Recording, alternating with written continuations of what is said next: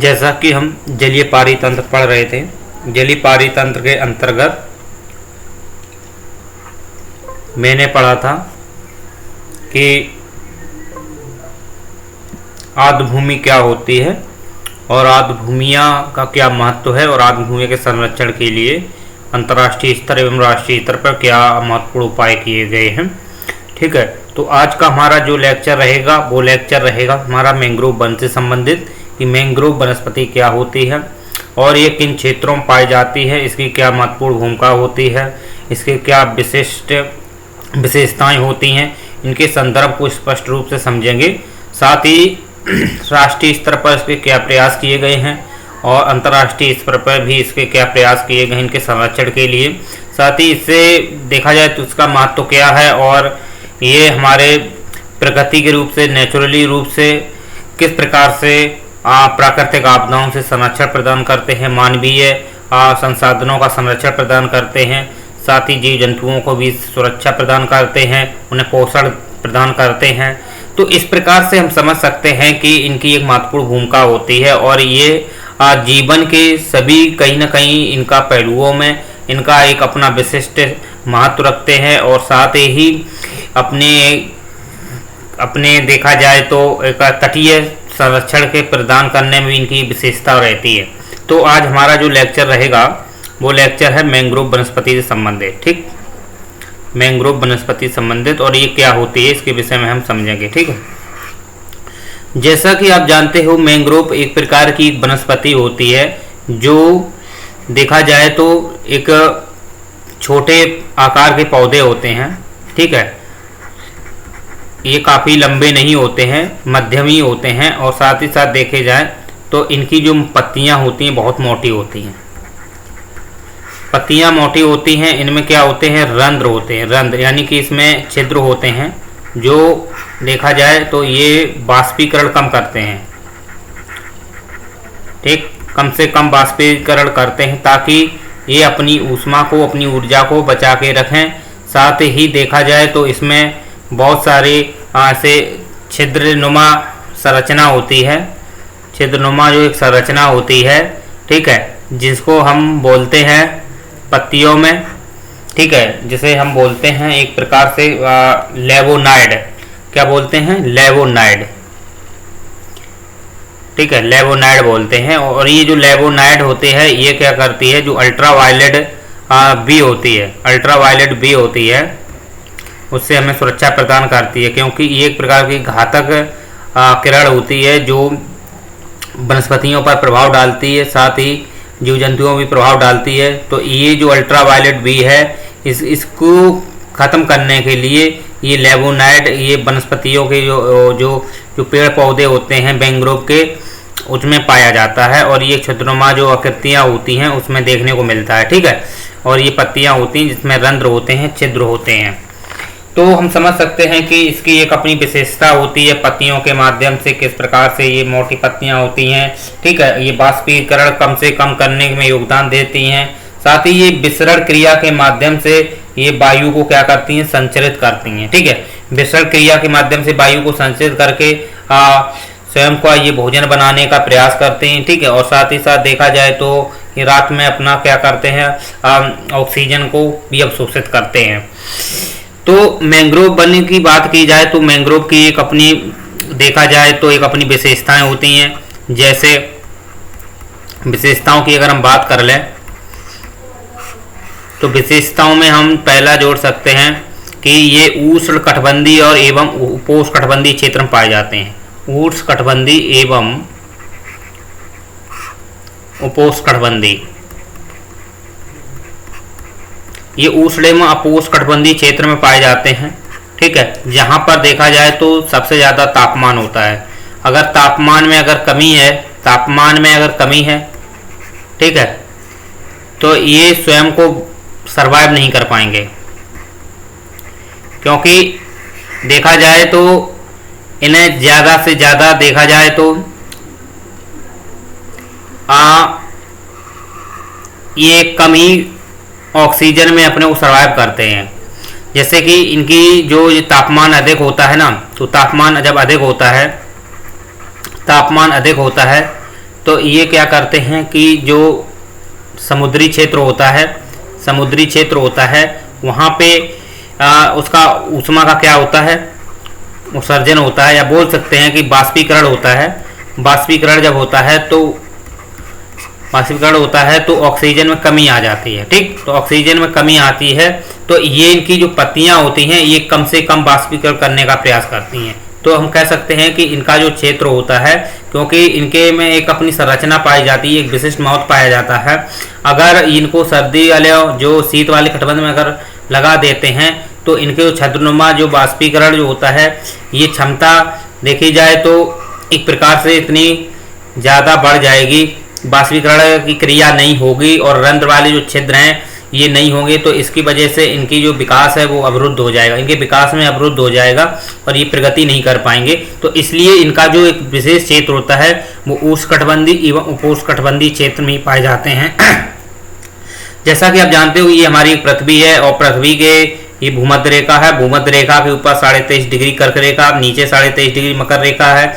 तो कर्क एवं मकर रेखा के बीच का जो क्षेत्र है ये हमारा उष्णकटिबंधीय क्षेत्र पाया जाता है। ठीक, और उष्णकटिबंधीय क्षेत्र से लगा ऊपर देखा जाए 66.5 से कम जैसे बोल सकते हैं 10 डिग्री ऊपर और ले सकते हैं, 10.5 डिग्री। तो ये हमारा क्या पूरा उपोष्णकटिबंधीय और उष्णकटिबंधीय क्षेत्र है। तो इन क्षेत्रों में ये पाए जाते हैं सबसे ज़्यादा। ठीक, तो इन क्षेत्रों में ये सबसे ज़्यादा पाए जाते हैं और ये देखा जाए तो इनकी एक विशेषता और होती है। पहली विशेषता क्या होती है? पहली विशेषता होती है कि ये उष्णकटिबंधीय और उपोष्णकटिबंधीय ही क्षेत्र में ही पाए जाते हैं, ये शीत कटिबंध क्षेत्र में और शीतोष्णकटिबंध क्षेत्र में नहीं पाए जाते हैं। दूसरी इसकी एक विशेषता ये होती है कि ये एक प्रकार से छोटे होते हैं। ठीक है, छोटे पौधे होते हैं। ठीक है, और इनकी जो पत्तियां होती हैं बहुत मोटी होती हैं। क्या होती हैं? पत्तियां मोटी होती हैं। ठीक, जिसमें क्या होता है छिद्र होते हैं, छोटे छोटे छिद्र होते हैं जो कम से कम बाष्पीकरण करते हैं, कम से कम बाष्पीकरण।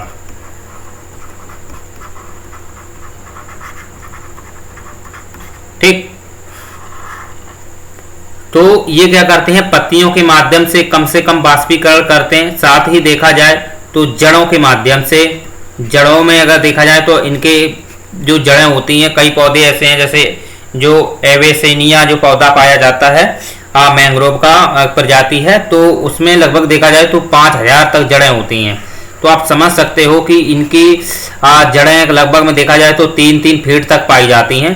तो ये इतना मजबूत आधार प्रदान करती हैं, इतना मजबूत आधार प्रदान करती हैं ताकि किसी भी प्राकृतिक आपदाओं के प्रभाव से इन पे कोई ज़्यादा इफेक्ट नहीं पड़ता है। और ये देखा जाए तो तटीय जो कटिबंध है, तटीय जो क्षेत्र होते हैं, तटीय कटिबंध होते हैं, उनको भी संरक्षण प्रदान करती हैं। वहाँ के संसाधनों को, वहाँ पे जो आर्थिक संसाधन है, ठीक है, मानवीय संसाधन है, और देखा जाए तो और अन्य भी जो ऐसे जीव जंतु हैं, पेड़ पौधे हैं, उनको भी ये क्या करते हैं मजबूत आदान प्रदान करती है, उनकी प्राकृतिक आपदाओं से सुरक्षा प्रदान करती हैं। तो समझ सकते हैं कि जो जड़ें होती हैं इसमें बहुत चूसक पंप होते हैं और ये चूसक पंप क्या करते हैं एक प्रकार से देखा जाए तो ये दलदल वाले क्षेत्रों में पाए जाते हैं, जैसे दलदली क्षेत्र हुए, ठीक है, कच्छ के क्षेत्र हैं, जैसे कच्छ का क्षेत्र हुआ, ठीक है, कच्छ का क्षेत्र, दलदल का क्षेत्र, साथ ही देखा जाए तटीय क्षेत्र,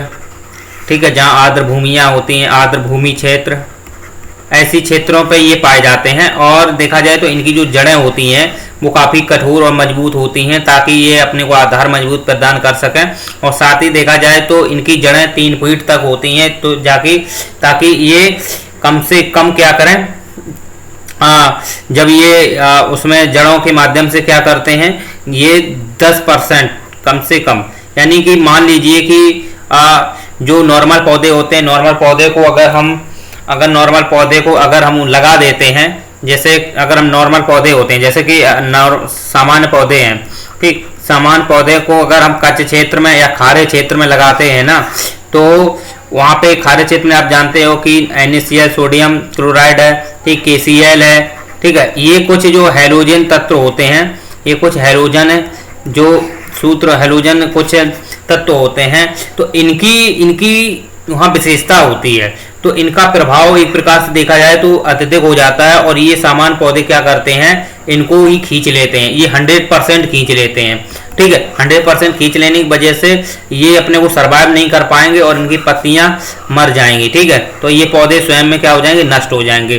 तो ये सामान्य पौधे जो और होते हैं, जो नॉर्मल पौधे होते हैं, ये देखा जाए तो खारे पानी में नहीं पाए जाते हैं, जो ये कायम पाए जाते हैं। ये देखा जाए तो सामान्य क्षेत्रों में पाए जाते हैं। ठीक, उष्णकटिबंधीय क्षेत्रों में, उपोष्ण कटिबंध में पाए जाते हैं, लेकिन ये पौधे दलदली कच्छ क्षेत्र में, इन क्षेत्रों में देखने को नहीं मिलते हैं।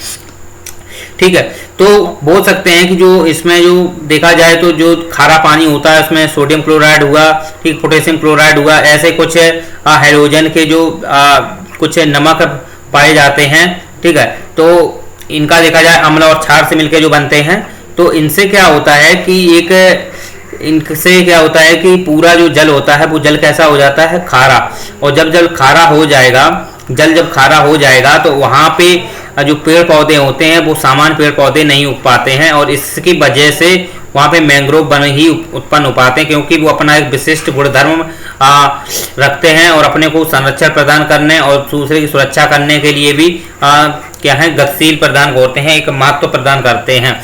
तो हम समझ सकते हैं इनकी क्या क्या विशेषताएं होती हैं और विशेषताओं में देखा जाए तो एक ही जड़ों में और विशेषताएं भी देखने को मिलती हैं। जैसे कि ये जो क्षेत्र देखा जाए, जैसे कि यहाँ की जो क्षेत्रों पे जो मैंग्रोव वनस्पतियाँ पाई जाती हैं, तो उनकी देखी जाए तो वे उनकी जो जड़ें होती हैं, ठीक है, ये जो जड़ें होती हैं, ये जड़ें क्या करती हैं, चूसक पंप के माध्यम से क्या करती हैं, चूसक पंप के माध्यम से देखा जाए तो ये नीचे से अपने को जल ग्रहण करती हैं। ठीक, नीचे से क्या करती हैं, जल ग्रहण करती हैं। तो जल ग्रहण में देखा जाए तो वहाँ पे ये अधिक से अधिक क्या करते हैं, 10% तक ही क्या करते हैं, ये NaCl और KCl को ही क्या करते हैं, NaCl और KCl को अवशोषित करते हैं या उसको उसके आहार प्रदान के रूप में जल को ग्रहण करते हैं। लेकिन उसमें जो NaCl KCl है उसकी मात्रा 10% ही होती है, जबकि जो सामान्य पेड़ पौधे हैं उनमें 100% हो सकती है। तो आप समझ सकते हो कि इसकी जो जड़ें कितनी आधारभूत मजबूत एक प्रकार से एक बुनियाद डालती हैं, एकदम मजबूत कठोरता प्रदान करती हैं, ताकि वहाँ पे अपने को कठोर बन करके पेड़ों को मजबूत किया जा सके। तो इसलिए ये जो इसमें जड़ें होती हैं उनकी चूसक पंप होते हैं। लेकिन क्या बात ये होती है कि जैसे जैसे जो जड़ें क्या करती हैं, जल ग्रहण करती रहती हैं, जल ग्रहण करती, नमक छोड़ती रहती हैं, तो वहाँ पर ऑक्सीजन की क्या हो जाती है, कमी हो जाती है। और ऑक्सीजन की इतनी कमी हो जाती है कि इनको क्या करते हैं जी, स्वयं को प्रगति करने के लिए, स्वयं को मजबूत होने के लिए इनको ऑक्सीजन की मात्रा नहीं मिल पाती है। तो इनकी जो जड़ें होती हैं, कुछ जड़ें ऐसे ऊपर के लिए निकल आती हैं। ठीक है, क्योंकि वायुमंडल में जब इसकी जड़ें निकल आएंगी, जैसा कि आप जानते हो कि जो वायुमंडल होता है ना, वायुमंडल में ऑक्सीजन की मात्रा सबसे ज्यादा पाई जाती है। तो वायुमंडल में जब ऑक्सीजन सबसे ज्यादा पाई जाती है तो वायुमंडल से ही क्या करते हैं, जो तटीय जो स्थलीय क्षेत्र है ना, स्थलीय क्षेत्र के जो पेड़ पौधे होते हैं वो जलीय क्षेत्र के पेड़ पौधों से 150 गुना ऑक्सीजन ग्रहण करते हैं। 150 गुना आप समझ सकते हो। तो इनकी जो क्षमता होती है इनकी तुलना में काफी ज्यादा होती है। ठीक, इनको ऑक्सीजन खुले में मिल जाता है, जबकि इनको ऑक्सीजन पाने के लिए जलीय जो पेड़ होते हैं उनको संघर्ष करना पड़ता है। ठीक है, सर्वाइव करने के लिए अपने को मेहनत करनी पड़ती है। तो इनको क्योंकि जल में खारा ज़्यादा पानी होता है, नमक की मात्रा ज़्यादा होती है, तो वहाँ ऑक्सीजन की कमी होती है। तो यहाँ पे जो पेड़ पौधे होते हैं वो प्रगति नहीं कर पाते हैं, इनकी वजह से इनको अधिक मेहनत करनी पड़ जाती है। जबकि जो स्थलीय क्षेत्र के जो पौधे होते हैं उन्हें खुली ऑक्सीजन मिलती है, तो अपने को प्रगति करने में सक्षम होते हैं। तो एक प्रकार से देख सकते हो कि स्थलीय पौधों की जलीय पौधों की तुलना में स्थलीय पौधे कितने मजबूत आधार प्रदान करते हैं और स्वयं को सर्वाइव कर लेते हैं, जबकि जलीय पौधे नहीं कर पाते हैं। तो इनकी जो जड़ें होती हैं मैंग्रोव वन की, ये क्या करती हैं, अपनी बाहर से ऑक्सीजन लेने के लिए, स्वयं में प्रगति करने के लिए बाहर से ऑक्सीजन लेते हैं, जिसे इन जड़ों को हम बोलते हैं न्यू मेटाफोर्स। एक विशेष जड़ें होती हैं सब जड़ें तो नहीं होती हैं, कुछ जड़ें होती हैं जो ऑक्सीजन को लेने के लिए बाहर आ जाती हैं, उनको हम न्यू मेटापोर्स बोलते हैं। और ये स्वयं को प्रगति करने के लिए, स्वयं को मजबूत करने के लिए, अपने विकास के लिए, ठीक है, पत्तियों के विकास के लिए, अपनी जड़ों को मजबूत करने के लिए ये जो जड़ें होती हैं वो ऑक्सीजन ग्रहण करने के लिए बाहर आ जाती हैं। तो इनकी कुछ विशेषताएं होती हैं कि किस प्रकार से ये कौन क्षेत्रों में पाए जाते हैं, कैसे इनकी जड़ें होती हैं, पत्तियों का क्या आधार होता है, तो ये हम समझ सकते हैं। ठीक है, तो ये मैंग्रोव की जो विशेषताएं हैं क्या क्या होती हैं इनके संदर्भ में हमने समझ लिया। ठीक है, अब बात ये आती है कि ये ज्यादा से ज्यादा अगर इनकी जड़ें जितना कठोर होती जाएंगी, जितना अंदरूनी होती जाएंगी, उतने ही ये क्या करते हैं, अपने को कठोर मजबूत प्रदान करते हैं। लेकिन बात ये आती है कि ये जो जड़ें होती हैं देखा जाए तो कई प्रकार की मैंग्रोव होती है, उनके अनुसार उनकी जड़ों में भी परिवर्तन पाया जाता है। तो उसमें बहुत सारे मैंग्रोव होते हैं, उनकी सबकी अपनी अपनी एक विशेषता होती है, लेकिन वो एक आधार प्रदान करते हैं और अपनी को जैसे कि प्रॉपर्टी जो प्रदान करते हैं वो एक समान होती है उनकी, लेकिन जो अपने को स्वयं की उनकी एक विशेषता होती है उसमें थोड़ी भिन्नता जरूर देखने को मिलती है। ठीक है, वो क्षेत्रीय आधार पर होती है। ठीक है, तो समझ सकते हैं जड़ों की क्या विशेषताएं हैं और उसकी पत्तियों की क्या विशेषताएं हैं, किस प्रकार से ये काम करती हैं, जड़ें कैसी होती हैं, और ये चूसक पंप के माध्यम से स्वयं को क्या करती हैं, अपने को विकसित करती हैं और अपने को मजबूत प्रदान करती हैं। ठीक है, तो हमने इनकी विशेषताओं को समझा, पत्तियों की और इनके तो क्या क्या विशेषताएं होती हैं। ठीक है, तो ये सब कुछ मैंने समझ लिया है। तो अब हम समझेंगे कि जो देखा जाए तो ये जो देखा जाए तो जो जड़ें होती हैं इसमें और कुछ पढ़ लेते हैं, जैसे कि सामान्य पेड़ पौधे हैं वो 30 ppm लेते हैं। ठीक है, और ये 10 ppm में। ठीक, ये कुछ और इनके थोड़ा समझ लेते हैं। ओके, तो इस प्रकार से उनकी जड़ों की विशेषताएं क्या होती हैं, साथ ही साथ देखा जाए तो ये जो मैंग्रोव होते हैं ये अधिकतम खारे पानी में उगते हैं। ठीक है, अधिकतम खारे पानी में उगते हैं, सभी खारे पानी में नहीं उगते हैं, अधिकतम खारे पानी में उगते हैं, कुछ नॉर्मल पानी में भी उग जाते हैं। ठीक है, सभी खारे पानी में नहीं उगते हैं। तो ये हम समझ सकते हैं मैंग्रोव की कुछ विशेषताएं हैं। अब उन पे हम ये बात करते हैं कि जो इसमें और कुछ भी और कैसे ऐड कर सकते हैं, कैसे समझ सकते हैं। तो बात ये आती है कि मैंग्रोव वन से हमें क्या क्या मतलब इसके महत्व क्या है, यानी कि इससे हमको क्या लाभ मिल सकते हैं, इसके विषय में हम समझ सकते हैं। तो मैंग्रोव वनस्पति के, जैसा कि हम मैंग्रोव वनस्पति के बारे में समझ रहे थे कि मैंग्रोव वनस्पति जो होती है, ठीक है, वो उनकी क्या विशेषता है। जैसे जड़ों की अपनी एक विशेषता होती है, पत्तियों की अपनी एक विशेषता होती है। ठीक है, जड़ों के माध्यम से किस प्रकार से ऑक्सीजन ग्रहण करते हैं, कैसे कठोर आधार प्रदान करती हैं, पत्तियों के माध्यम से कैसे ऑक्सीजन ग्रहण करते हैं। साथ ही अल्ट्रावायलेट जो बी होती हैं, जो लेबोनाइड जो पत्तियों में पाया जाता है, उससे हमें संरक्षण में उससे क्या होता है कि संरक्षण मिलता है। साथ ही साथ जो अल्ट्रावायलेट को है, ये पत्तियाँ लेबोनाइड होता है, केमिकल होता है, ये जो केमिकल होता है इसमें क्या होता है वो अवशोषित हो जाती है, जिससे जीव जंतु और अन्य वनस्पतियों पर क्या इसका विपरीत प्रभाव नहीं पड़ता है। ठीक है, तो इस प्रकार से हम समझ रहे थे मैंग्रोव की कुछ बारे में। अब हम बात ये करते हैं कि जो मैंग्रोव है उसके महत्व क्या है। ठीक है, मैंग्रोव के हम महत्व की अगर बात की जाए तो ये चर्म रोग जो हो जाते हैं उनमें ये सुरक्षा प्रदान करती हैं। ठीक, जो चर्म रोग होते हैं, ठीक है, गठिया रोग जैसे रोग हो जाते हैं उसमें ये काम आते हैं। दूसरा, मानवीय संसाधन की सुरक्षा करते हैं। मानवीय संसाधन जैसे कि घर, आवास जो होते हैं, ठीक है, और उनके जो धरोहर है, ठीक है, उसकी सुरक्षा करती है। ठीक है, प्राकृतिक आपदाओं से संरक्षण, जो प्राकृतिक आपदाएं आती हैं उनसे सुरक्षा प्रदान करती है। जैसे प्राकृतिक आपदाएं में जैसे सुनामी हुई, ठीक है, और चक्रवात वगैरह जो होते हैं, तूफान होते हैं, उनसे हमें सुरक्षा प्रदान करते हैं, क्योंकि इनकी जड़ें जो होती हैं इतनी मजबूत होती हैं कि जो चक्रवात हैं, सुनामी है, उनको उखाड़ नहीं पाती हैं। वो इतनी कठोरता प्रदान करती हैं और इतना मजबूत होती हैं कि सुनामी वगैरह चक्रवात से क्या है, अन्य संसाधनों की वो सुरक्षा प्रदान करती हैं। तो इनके कुछ महत्व हैं और साथ ही साथ देखा जाए तो और भी इसके महत्व हम जोड़ सकते हैं, जैसे कि तटीय कटाव को रोकना है। ठीक है, तटीय कटाव कम से कम होता है, इनके से तटीय कटाव सबसे कम होगा।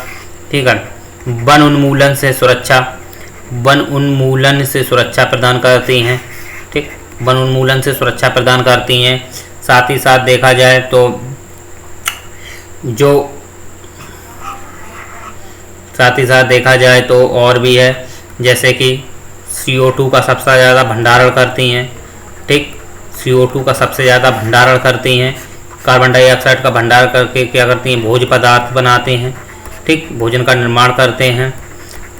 ठीक है, साथ ही साथ देखा जाए तो यहाँ के जो जीव जंतु हैं, इनके जो इन पे डिपेंड रहते हैं, वो काफ़ी विकासशील होते हैं, काफ़ी विकसित होते हैं। ठीक है, जैसे बंगाल टाइगर वगैरह जो जीव भी पाए जाते हैं, वो अच्छा सर्वाइव करते हैं। ठीक है, और भी जीव जंतु पाए जाते हैं।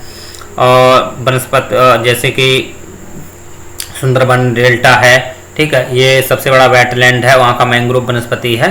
तो ये वहाँ पर सबसे विश्व का सबसे बड़ा है। तो वहाँ पे देखे जाएँ तो बहुत सारे जीव जंतु पाए जाते हैं, बहुत सारे वहाँ पे जानवर हैं और भी शाकाहारी मांसाहारी जीव हैं। वो शाकाहारी जीव हैं, वो काफ़ी इनसे सर्वाइव करते हैं और इन पेड़ पौधों के में अपना रहन सहन वातावरण में अपने को ऊर्जा प्रदान करते हैं। ठीक है, साथ ही साथ देखा जाए तो ये ऑक्सीजन को प्रदान करने में काफ़ी महत्वपूर्ण भूमिका निभाते हैं, लेकिन ये स्वयं की जो ऑक्सीजन है ग्रहण करने में ये काफ़ी संघर्ष करते हैं, लेकिन दूसरे को ऊर्जा प्रदान करने में, ऑक्सीजन प्रदान करने में काफ़ी महत्वपूर्ण भूमिका निभाते हैं। क्योंकि जब देखा जाए तो साथ ही साथ इनमें और भी हम बोल सकते हैं कि जीव जंतुओं की सुरक्षा प्रदान करने में है। ठीक है, और इनकी जो लकड़ी है काफ़ी कठोर होती है। ठीक है, लकड़ी काफ़ी कठोर होती है जो मकानों में काम आती है। ठीक, मकानों में काम आती है और भी जो रोग निदान है उसमें भी काम आती है। ठीक, तो इसके कुछ महत्वपूर्ण विशिष्ट महत्व हैं, इनसे हम अवगत हो गए हैं। और भी हो सकते हैं बहुत सारे, जिसमें हम जोड़ सकते हैं कि जो प्राकृतिक आपदाएं हैं उनको बारे में हमने पढ़ लिया है, और इन पे देखा जाए तो इनके सामान्य जो संकट है वो कौन कौन से हो सकते हैं। ठीक है, मौत के बारे में हमने समझ लिया है। अब बात ये आती है कि इनके समक्ष चुनौतियां कौन कौन सी हैं। तो हम चुनौतियों के संदर्भ में समझ लेंगे, फिर हम समझेंगे जो मैंग्रोव हैं उनके कितने टाइप होते हैं, कितने प्रकार होते हैं, और कौन क्षेत्र में कौन सी मैंग्रोव पाए जाते हैं, इनके संदर्भ में हम समझेंगे। लेकिन इससे पहले हम समझ लेते हैं कि इनके सामने चुनौतियां कौन कौन सी हैं। तो जैसा कि हम पढ़ रहे थे मैंग्रोव वनस्पति, तो मैंग्रोव वनस्पति के बारे में हमने इसकी विशेषताओं को समझा। ठीक, इसके बाद महत्व को समझा, यानी कि इससे होने वाले लाभ। अब हम बात करेंगे इनके समझ चुनौतियां क्या क्या हैं। चुनौतियों की बात की जाए तो सबसे बड़ी चुनौती है वन उन्मूलन। ठीक है, यानी कि जो आदिवासी हैं, ठीक है, आदिवासी हैं सबसे ज़्यादा क्या कर रहे हैं, वनस्पति का उन्मूलन कर रहे हैं। ठीक है, साथ ही साथ देखा जाए इन्हें काटते हैं, काट कर क्या करते हैं, इनका मार्केट में बेचते हैं। ठीक है, तो एक इन पे समझ ये चुनौती है। दूसरी आवास को लेकर चुनौती है, आवास को लेकर चुनौती है। तीसरी है जीव जंतुओं का परिवहन, या बोल सकते हैं जीव जंतुओं का स्थानांतरण। ठीक, और भी चुनौती हैं, जैसे कि प्राकृतिक चुनौती में हम जोड़ सकते हैं कि बड़े चक्रवात, बड़ी सुनामियाँ हैं, सुनामी हैं, ये भी इनके सामने चुनौती हैं। भले ही ये हमारी सुरक्षा प्रदान करती हैं प्राकृतिक आपदाओं से, लेकिन ये स्वयं में एक प्रकार से इनका दोहन हो जाता है प्राकृतिक आपदाओं में, तो इनके समझ की ये चुनौती होती है। साथ ही आवास को लेकर के चुनौतियां हैं। आवास से लोग क्या कर रहे हैं मानवीय चुनौतियों में, जैसे कि काट काट के उनका खेत बना रहे हैं, ठीक है, तो ये भी उनके सामने चुनौती है। और भी चुनौतियां हम जैसे जोड़ सकते हैं, रोग निदान के लिए उनका काट रहे हैं, रोग निदान के लिए उनको काट के क्या कर रहे हैं, बेच रहे हैं, तो इनके समझ की ये चुनौती है। और भी चुनौतियां हम जैसे जोड़ सकते हैं, वन अग्नि, ठीक, वन अग्नि भी एक चुनौती है। ये प्राकृतिक भी होती है और मानवीय भी होती है, प्राकृतिक एवं मानवीय दोनों प्रकार की ये चुनौती है वन अग्नि। एक और जोड़ सकते हैं, इनके समझ चुनौती है ग्लोबल वार्मिंग। ग्लोबल वार्मिंग भी एक इनके सामने चुनौती है, ठीक। और देखा जाए तो जो और भी चुनौतियां हैं, जैसे कि मानवीय में हम जोड़ सकते हैं जहरीले पदार्थ, या बोल सकते हैं जहरीले रासायनिक जहरीले जो रसायन होते हैं, ये भी एक उनके समझ चुनौती है, क्योंकि अमोनिया ज़्यादा बढ़ती है, ठीक, मीथेन ज़्यादा बढ़ती है, आर्सेनिक,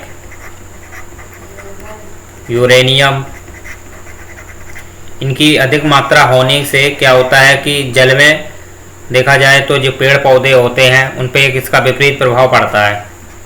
लेकिन शैवालों पर क्या होता है, इसका एक रियल इम्पैक्ट पड़ता है और वो वृद्धि करते हैं और प्रस्फुटन हो जाता है।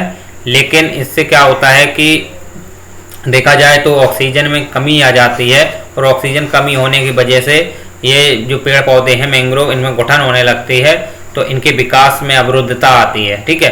तो विकास में जब अवरुद्धता आती है तो ये प्रगति नहीं कर पाते हैं, स्वयं में सर्वाइव नहीं कर पाते हैं, और इनसे अगर इसमें कमी आएगी तो पारितंत्र पारितंत्र पर प्रभाव पड़ेगा, जीव जंतुओं पे भी प्रभाव पड़ सकता है। तो इससे एक रिलेवेंट होता है, तो एक दूसरे से उनका जुड़ाव होता है, प्रत्यक्ष जुड़ाव होता है।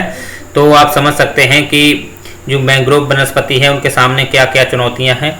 और भी देखा जाए तो बहुत सारी चुनौतियां हो सकती हैं, जिसमें आप समझ सकते हैं कि जो जैसे जनता का क्या या बोल सकते हैं जनसंख्या वृद्धि, या जनसंख्या वृद्धि बोल सकते हैं, और बोल सकते हैं शहरीकरण। ये भी जनसंख्या वृद्धि और शहरीकरण से भी क्या है कि जनसंख्या अगर वृद्धि हो रही है तो उतनी आवश्यकता पड़ती है, कृषि की आवश्यकता पड़ती है, तो उन्मूलन होता है। साथ ही शहरीकरण से देखा जाए तो आवास की वृद्धि होती है, तब इसका एक सीधा इम्पैक्ट पड़ता है। तो ये कुछ इसके समझ चुनौतियां हैं, और इन चुनौतियों से निपटने के लिए भी सरकार ने बहुत सारे उपाय किए हैं, ठीक है। तो बात यही आती है कि जैसे कि है मैंने समझा कि इनके समझ चुनौतियां क्या क्या हैं, तो अब हम समझने का प्रयास करेंगे कि ये कितने प्रकार के होती हैं। प्रकार की अगर बात की जाए तो इसमें देखा जाए जो मैंग्रोव के जो प्रकार होते हैं वो 4 प्रकार की होती हैं। मैंग्रोव के जो प्रकार हैं उसमें 4 की होती हैं, जैसे काली मैंग्रोव, ठीक, तटीय मैंग्रोव, इसको हम लाल मैंग्रोव बोलते हैं। इसी में आ जाओ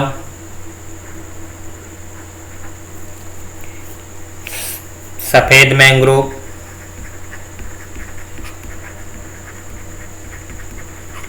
और चौथी मैंग्रोव होती है बटन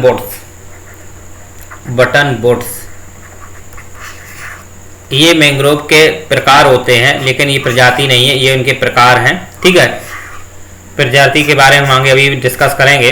तो एक एक करके हम समझ लेते हैं कि इनकी अपनी अपनी क्षेत्रीय आधार पर क्या विशेषता होती है। तो सबसे पहले हम समझते हैं तटीय मैंग्रोव। तटीय मैंग्रोव का एक एग्जाम्पल आप देख सकते हो, जो सुंदरबन का डेल्टा है वो पूरा तटीय मैंग्रोव है, उसमें लाल मैंग्रोव पाई जाती है। ठीक है, और ये देखा जाए तो एक प्रकार से काफी रंध्रयुक्त इनके छिद्र होते हैं, रंध्रयुक्त छिद्र होते हैं। ठीक है, और यही बाष्पीकरण क्या है कम से कम करती, क्योंकि वहाँ का जो क्षेत्र देखा जाए तो काफ़ी ऊष्ण भरा क्षेत्र होता है, तो इन्हें ज़्यादा से ज़्यादा ऊष्मा की आवश्यकता होती है, तो इसलिए ये वहाँ पर सर्वाइव करने के लिए अपनी बाष्पीकरण को कम से कम छोड़ते हैं। ठीक है, तो ये जो लाल मैंग्रोव होती है, लाल मैंग्रोव देखा जाए तो समुद्री तटीय के इलाके में पाई जाती है, जैसे सुंदरबन डेल्टा हुआ, गोदावरी डेल्टा हुआ। ठीक है, इनमें लवणता को सहन करने की क्षमता होती है। ठीक है, और साथ ही साथ देखा जाए तो ये ऑक्सीजन की कमी में रहते हैं, क्योंकि लवणता की अगर ज़्यादा मात्रा होगी तो ऑक्सीजन ऑब्वियसली वहाँ कम मिलेगी। ठीक है, तो ये जो तटीय मैंग्रोव होते हैं जिसे हम बोलते हैं लाल मैंग्रोव। ठीक है, तो ये लाल मैंग्रोव तटीय मैंग्रोव ही होती है, इनकी अपनी विशेषता होती है। इसके संदर्भ में हमने समझा एग्जाम्पल के तौर पे। अब बात ये आती है कि जो काली मैंग्रोव है, काली मैंग्रोव है, काली मैंग्रोव में देखा जाए तो वात्र रंध्र पाए जाते हैं। ठीक, बातरंध्र पाए जाते हैं। ठीक है, ये जड़ों में पाया जाता है, जड़ों के माध्यम से ये बातरंध्र होते हैं, जड़ों के माध्यम से, क्योंकि ये जो काली मैंग्रोव है ये कच्छ के क्षेत्र में पाई जाती है, कच्छ के क्षेत्र में पाई जाती है। तो इसकी वजह से इसमें बातरंध्र पाए जाते हैं जड़ों में, जो जल को ग्रहण करते हैं। ठीक है, जो जल को पंप सूचक करते हैं, पंपिंग करते हैं। ठीक है, तो ये जल को ग्रहण करते हैं, पंपिंग करते हैं, तो ये वातरंध्र पाए जाते हैं, क्योंकि ये कच्छ के क्षेत्र में होती हैं। और कच्छ में देखा जाए तो एक प्रकार से खारा, सबसे ज़्यादा खारा जल पाया जाता है। ठीक है, क्योंकि यहाँ पानी ठहरा हुआ होता है और समुद्री जल होता है, तो ये यहाँ पे सबसे कम ऑक्सीजन की मात्रा मिलती है। इसकी वजह से जो बातरंध्र होती हैं, इनकी जड़ें इतनी कठोर होती हैं कि ये स्वयं को मजबूत करने के लिए ये बाहर निकल आती हैं। तो ये बाहर निकल कर क्या करती हैं, ऑक्सीजन को ग्रहण करती हैं, जिसे हम न्यूमेटापोर्स बोलते हैं। ठीक है, इसको हम पहले भी डिस्कशन कर चुके हैं कई बार, तो आप समझ सकते हो कि जो काली मैंग्रोव है इसकी क्या विशेषता होती है। और ये देखा जाए तो दलदली क्षेत्र, कच्छ क्षेत्र में पाई जाती है, और सबसे ज़्यादा खारे पानी होता है, इनको सहन करने की क्षमता होती है। ठीक है, साथ ही साथ देखा जाए तो गैसों का ये आदान प्रदान भी करती हैं। ठीक है, ये जो जड़ें होती हैं ये गैसों का क्या करती हैं, आदान प्रदान।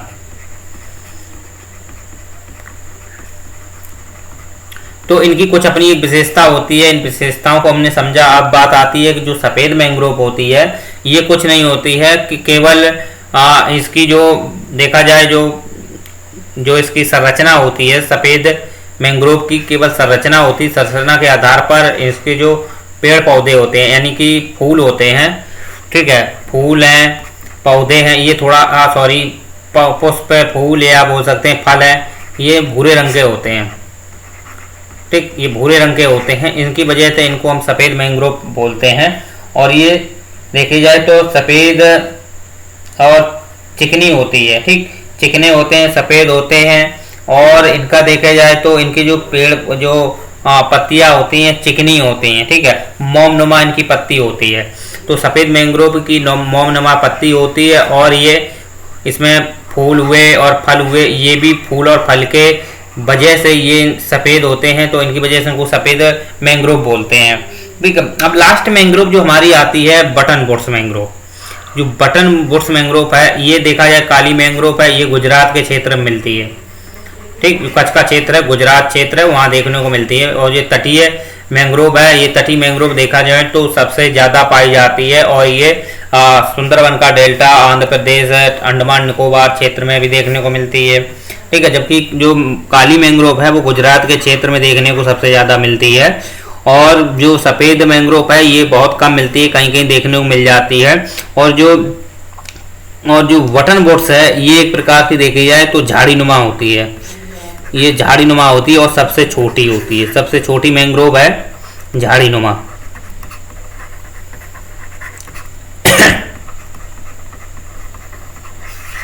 सबसे छोटी मैंग्रोव होती है, एक प्रकार से झाड़ी नुमा मैंग्रोव होती है। तो ये झाड़ी टाइप से होती है। इसमें लाल भूरे तिकोने फल पाए जाते हैं।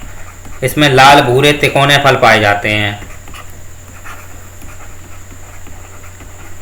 तो हम इनकी पहचान से इनकी जो अपना एक खुद प्रॉपर्टी होती है, जैसे कि लाल भूरे जो तिकोने फल होते हैं, तो इनकी एक अपनी एक विशिष्टता पहचान होती है, एक विशिष्ट इनका अपना महत्व होता है, क्योंकि ये झाड़ी नुमा होती हैं और ये सबसे ज़्यादा क्या करती हैं, सुरक्षा प्रदान करती हैं।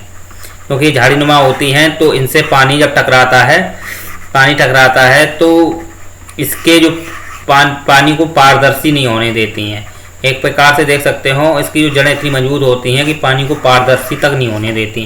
तो इनकी जो एक अपनी विशेषता होती है झाड़ी नुमा, ये देखा जाए तो तटीय क्षेत्रों में ही पाई जाती हैं और ये जो तटीय मैंग्रोव, लाल मैंग्रोव है, उनके साथ में मिल जाती हैं देखने को।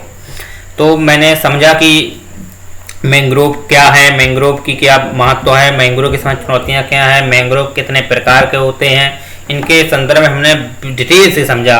अब हम समझते हैं कि जो क्या हम खारे पानी में कृत्रिम तरीके से भी मैंग्रोव को मतलब पौधों को उगा सकते हैं। तो हाँ जी हाँ, तो इसके लिए आप देख सकते हैं कि जो कृत्रिम रूप से भी हम कुछ ऐसे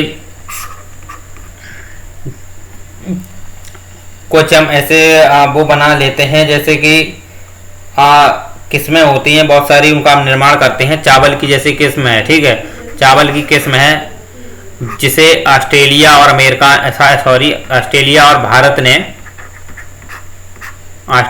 भारत ने दोनों द्विपक्षीय तरीके से क्या किया है, इस किस्म का निर्माण किया है। ठीक, ये चावल की एक किस्म होती है जिसका नाम है रंजीत सब और बहादुर सब। ये कोई व्यक्ति के नाम नहीं है, ये चावल के नाम हैं जो कृत्रिम रूप से खारे पानी में उगते हैं। ठीक, खारे पानी में ये उगाए जा सकते हैं। तो ये किस्म बनाई गई हैं, ऑस्ट्रेलिया और भारत ने मिलकर पे इस पे काम किया है। ये कृत्रिम रूप से हैं और ये इसलिए बनाए गए हैं कि एक प्राकृतिक आपदाओं से बचाया जा सके,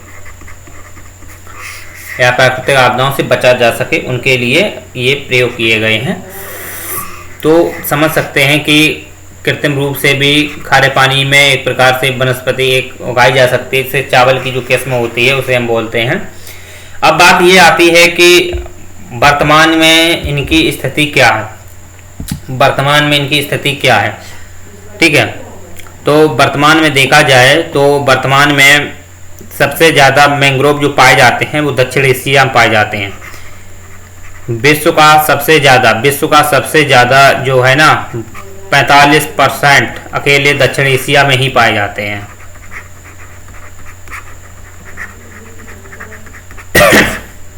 ठीक, विश्व का सबसे ज़्यादा जो 45% है वो दक्षिण एशिया में ही पाए जाते हैं और दक्षिण एशिया में सबसे ज़्यादा देखे जाएं तो भारत में मैंग्रोव सबसे ज़्यादा पाए जाते हैं। लगभग विश्व का सबसे ज़्यादा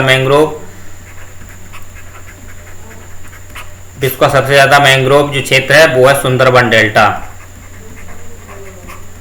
जिसे सुंदरी के नाम से भी जानते हैं। इसे हम सुंदरी के नाम से भी जानते हैं।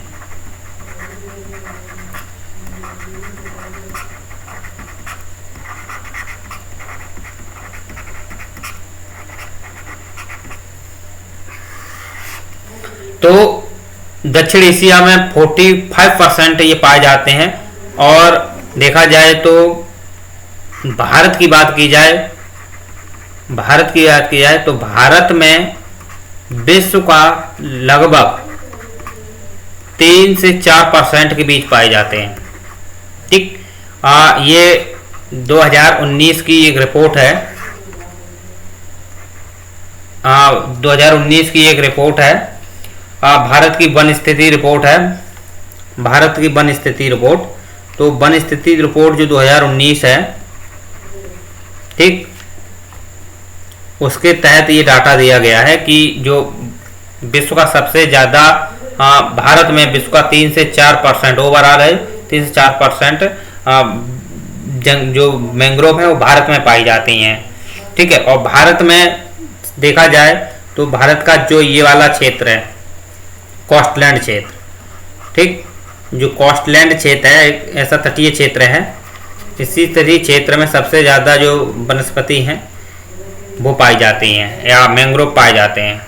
ठीक, तो जैसा आप जानते हो कि जो भारत का जो कोस्टलैंड क्षेत्र है वो लगभग में देखा जाए तो 75 से 16.6 किलोमीटर है, यानी कि 7,500 से 16.6 किलोमीटर है, जिसमें से 7975, ठीक, 7975 या 4,975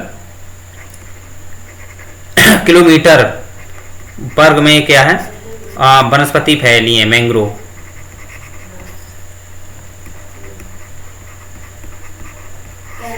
जो कुल भूमि का ये जो है ना ये जो कुल भूमि का कितना है, लगभग 0.15%, 0.15%।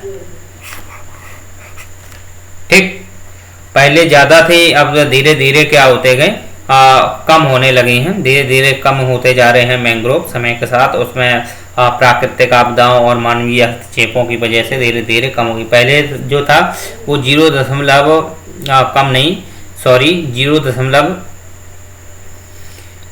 धीरे धीरे मतलब बढ़ गए हैं, थोड़ी बढ़ गई हैं, लेकिन 0.04% थी पहले। ठीक, अब 0.15% हो गई, मतलब पहले की तुलना में काफ़ी मैंग्रोव बढ़ गई हैं। ठीक है,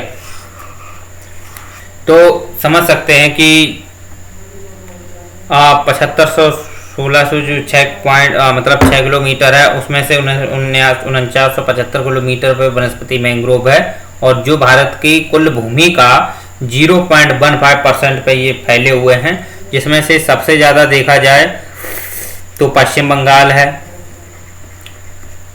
सबसे ज़्यादा जो है ना वो पश्चिम बंगाल है, दूसरे पे गुजरात है, तीसरे पे अंडमान है, अंडमान निकोबार, और चौथे पे जो है आंध्र प्रदेश का जो क्षेत्र है। जो देखा जाए तो उत्तरी सरकार के जो नीचे वाला क्षेत्र पड़ता है, उत्तरी सरकार का ये वाला जो क्षेत्र है, ये पूरा उत्तरी सरकार है। ये पश्चिमी घाट है, ये उत्तरी सरकार है। ठीक, उत्तरी सरकार का जो आंध्र प्रदेश वाला ये जो रीजन है इस पे पाए जाते हैं, ये है चौथे नंबर पे। ठीक, तो ये कुछ डाटा है, इन डाटा को आप नोट डाउन कर लीजिए और याद कर लेंगे, क्योंकि ये पुट कर दिए जाते हैं। अब बात ये आती है कि इनकी प्रजातियों के कौन कौन से प्रकार होते हैं, फिर इसके बारे में हम कुछ जो उपाय किए गए हैं सरकार द्वारा या अंतर्राष्ट्रीय स्तर पर उसके बारे में समझेंगे। तो ये कई प्रकार की प्रजातियों में होते हैं, कई प्रकार की इनकी प्रजातियां होती हैं, जैसे कि फिनिक्स हुआ। ठीक, इसी में हम जोड़ सकते हैं एवेसेनिया,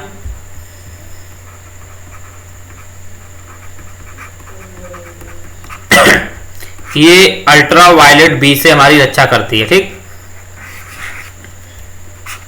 इसी में हम और जोड़ सकते हैं जैसे कि एथेंसिस हुई,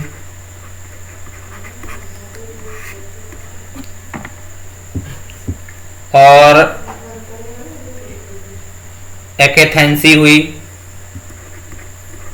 एकेथेंसी। इसी में लिख सकते हैं कॉम्ब्रेटेसी।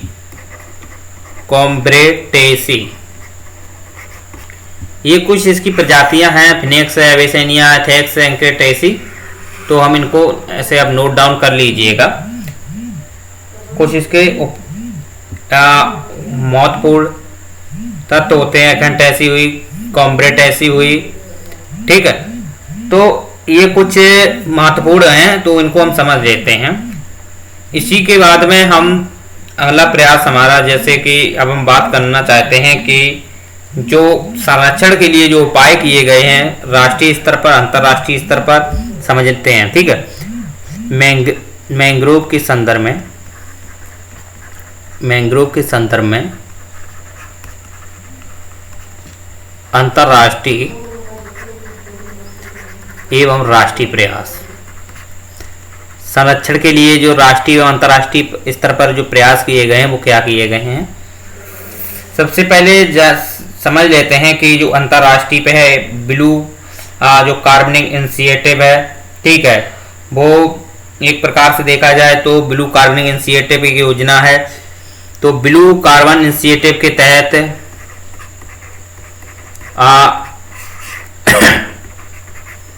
ये सबसे ज़्यादा आप जानते हो कि इनका महत्व जो था वो था कि ब्लू कार्बन का भंडारण, सबसे ज़्यादा कार्बन को अवशोषित करते हैं, ठीक, भंडारण के रूप में अवशोषित करते हैं। तो उनके लिए ये ब्लू कार्बन जो इनिशिएटिव थी ये एक अंतर्राष्ट्रीय स्तर पर एक योजना थी, ठीक है, और इसका क्या किया गया है, ऐसे लागू की गई है इसके संरक्षण के लिए। साथ ही दूसरी योजना देखी जाए तो एक योजना थी इंटरनेशनल सोसाइटी फॉर मैंग्रोव, ठीक, योजना एक थी इंटरनेशनल सोसाइटी फॉर मैंग्रोव, यानी कि इसको 1990 में लागू किया गया था, ठीक, इसे 1990 में लागू किया गया था। और ये व्यक्तियों के हित के लिए, यानी कि व्यक्तियों को, यानी कि सार्वजनिक रूप से और व्यक्तिगत रूप से मनुष्यों को इनकी सुरक्षा के लिए, ठीक है, एक विशिष्ट योगदान के रूप में इनको सुरक्षा प्रदान करना है। साथ ही देखा जाए तो इन लोगों का एक मतलब जागरूक रहना है कि जो हमारी धरोहर है या हमारी जो वनस्पति प्राकृतिक है उसकी सुरक्षा करे, उसको संरक्षण प्रदान करे। साथ ही साथ देखा जाए तो और भी हैं, और भी इसमें हम जोड़ सकते हैं कि एक जो भारत के स्तर पर जो राष्ट्रीय मैंग्रोव समिति है, ठीक, 1976 में आई थी राष्ट्रीय मैंग्रोव समिति, जो राष्ट्रीय मैंग्रोव समिति है 1976, ठीक है। तो इस समिति के तहत जो तटीय क्षेत्र थे, जो वनस्पतियां हैं वहां पे उनकी सुरक्षा प्रदान करने के लिए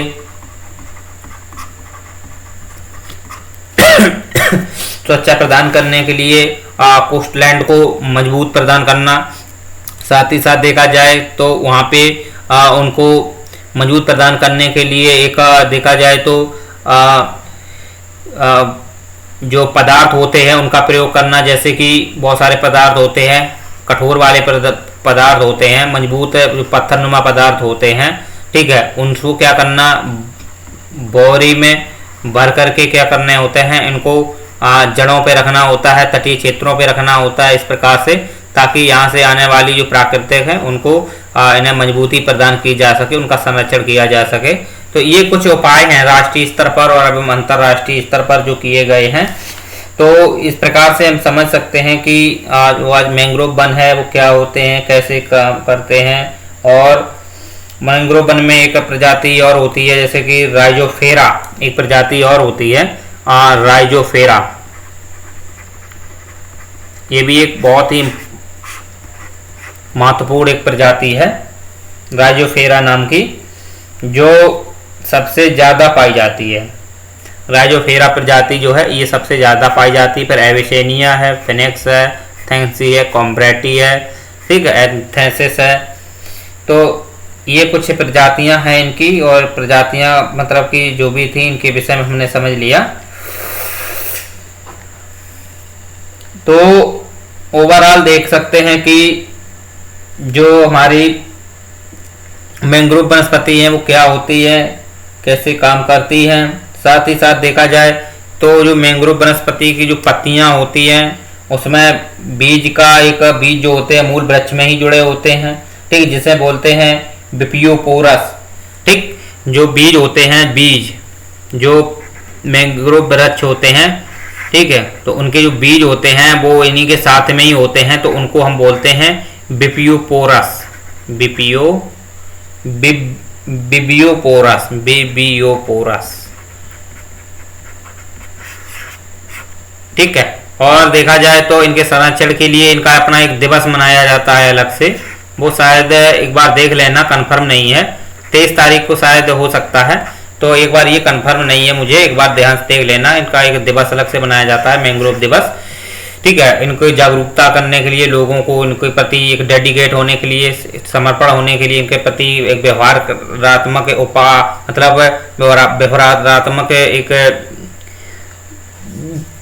काम करने के लिए जो प्रमुख रूप से जो उपाय अपनाए गए हैं, वो उपाय जो सरकार ने दिए हैं संरक्षण के लिए, क्लाइमेट को बदलने के लिए, क्लाइमेट को बनाए रखने के लिए, ठीक है। तो समय समय पर देख सकते हो कि इसके लिए रिसर्च एंड डेवलपमेंट है, कृषि अनुसंधान है, कि जो आपदाएं आती हैं कितने वन और प्रभाव पड़ा है, तो ये सब क्या करती है, कृषि अनुसंधान देखता है। साथ ही साथ रिसर्च एंड डेवलपमेंट में भी देखा जाता है कि कौन क्षेत्र पर कौन सी वनस्पतियों पर प्रभाव पड़ा, क्या हुआ, तो ये सब देखा जाता है। तो हमारा जो लेक्चर था आज के लिए इतना ही।